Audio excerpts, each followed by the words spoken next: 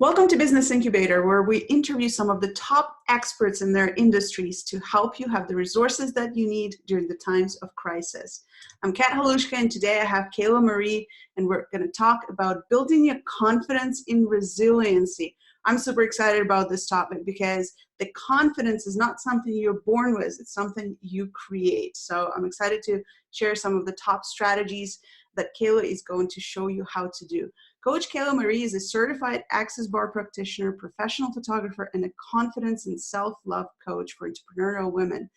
She combines her unique skill sets to empower others to get out of the self-doubt and judgment so they can show up and shine in their business with purpose and passion. Her story of triumph over bullying, death, divorce, and poor body image have inspired and empowered many people around the world to experience the peace, joy, and happiness that comes with true self-love and acceptance.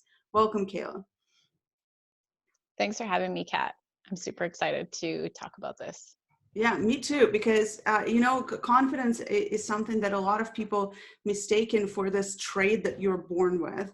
And I know that even for you, just like for me, there were steps that you needed to take, and there's things that you needed to create for yourself in order to be confident you. So why don't you share some of those tips with us?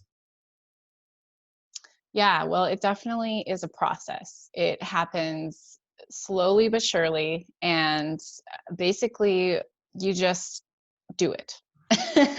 So whatever it is that's scaring you, whatever it is that's like, you're like, I don't have the confidence to do that, do it anyway.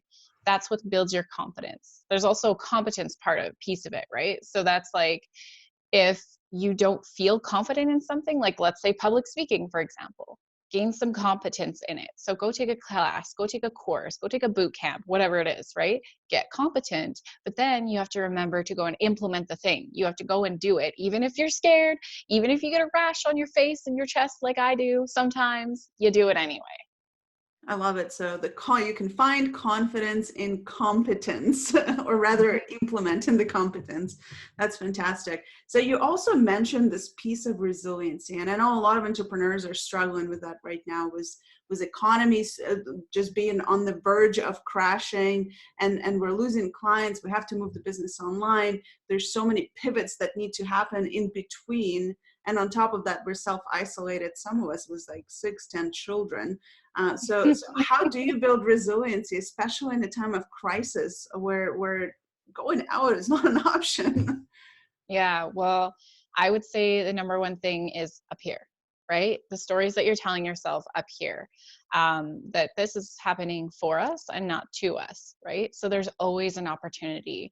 And the difference between people who are going to still thrive and the people who are going to, let's say, fall behind or have to shut down their businesses are the people who are thinking that this is the end, when it's not. It's an opportunity. And if you're looking for the opportunities, you will find them.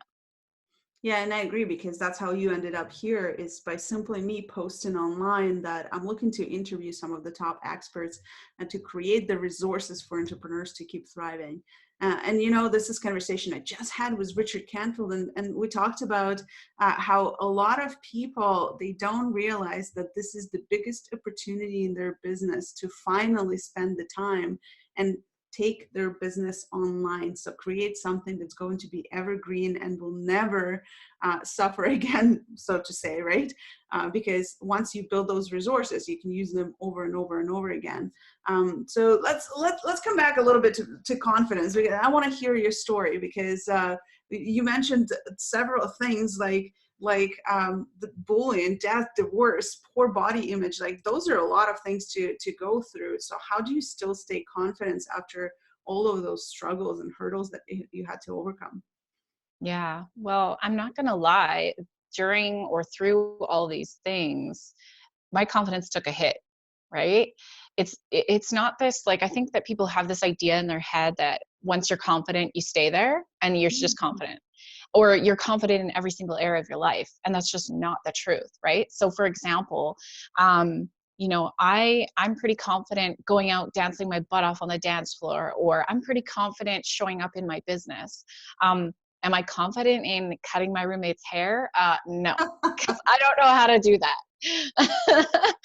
I don't know how to, do a backflip on a trampoline. So it's like, it's getting that, like I said, the skills and the competence, and then doing it anyway. And so it almost sounds like the confidence has levels. So Yeah.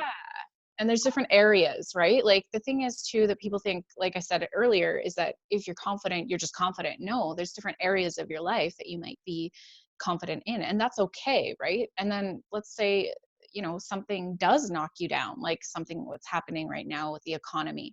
It's your choice. Like it's your choice to decide how you're going to think about it, and then decide what you're going to do about it. Because crying in the corner isn't going to help. So we have a choice on how we're going to reframe this in our minds, so that we can use it as an opportunity to build our confidence instead of like just get knocked down. yeah. And Yeah. a lot of our clients are in health industry. They're fit pros, they're holistic nutritionists, right? And so our fit pros had to take their business online from their studio, right? And that's something they haven't done yet necessarily. And so figuring out the equipment and trying to figure out the Zoom, the tools, the how to get clients there and make sure they still have access to it. I mean, it's a journey, right? And so how do you still stay confident within trying to learn everything? Because you mentioned the competence piece, and I totally get it. You just continue to learn, but at some point there are things that happen that your confidence takes a hit. How do you Mm-hmm. recover? Well, when you were speaking about, the process of doing something new, right? And we're going to do this as entrepreneurs all the time in our business. There's always going to be something, like we always get thrown through a loop, right?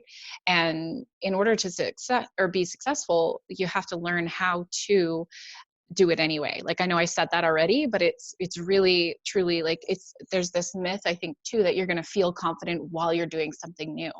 Probably not, right? Like even when I was in nursing, did I feel confident giving my first needle? No, I didn't, but you kind of act confident because your client doesn't need to know that you're not confident yet, but you will build it. So that's the thing. It's like, it's expected. Does that make sense?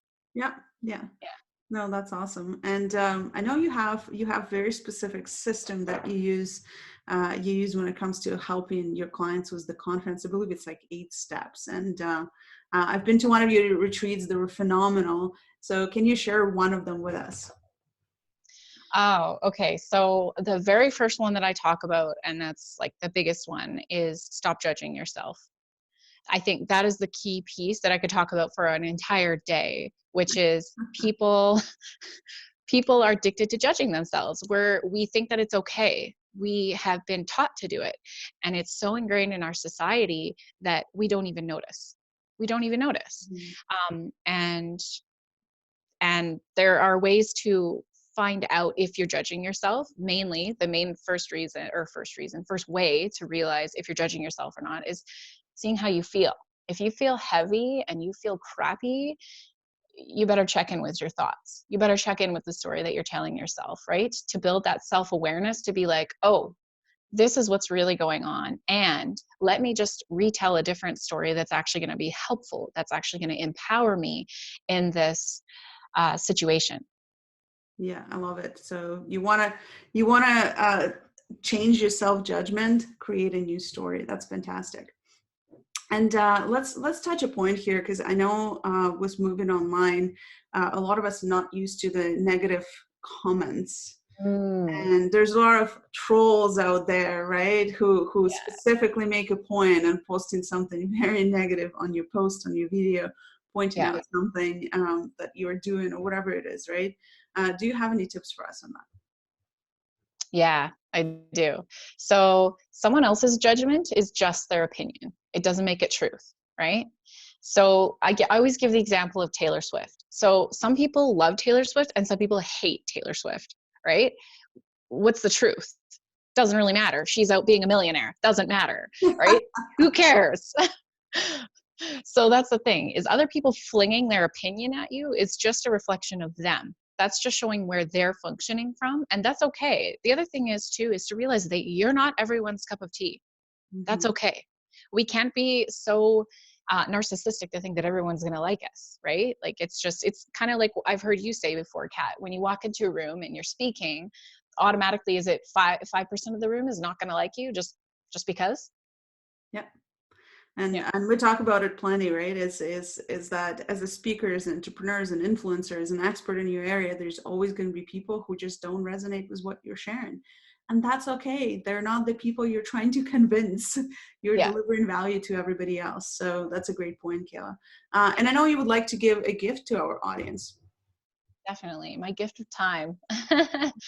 So I know that a lot of people are struggling right now with this mindset part of it, and I'm giving out free discovery calls for 30 minutes. So that is what I'm offering. If you're struggling, just reach out, book a call, and let's see how we can change it and shift it for you. Yeah, you can find the link to book that call below. And I highly encourage you to do that. Self-confidence, self-love is so important as you're growing your business, especially right now. So grab a spot on Kayla's calendar and make sure you have that conversation so she can give you some of the strategies and steps you can take for yourself. Again, Kayla, thank you so much for coming on and sharing your genius with us. Stay healthy, stay safe. Yeah, you too.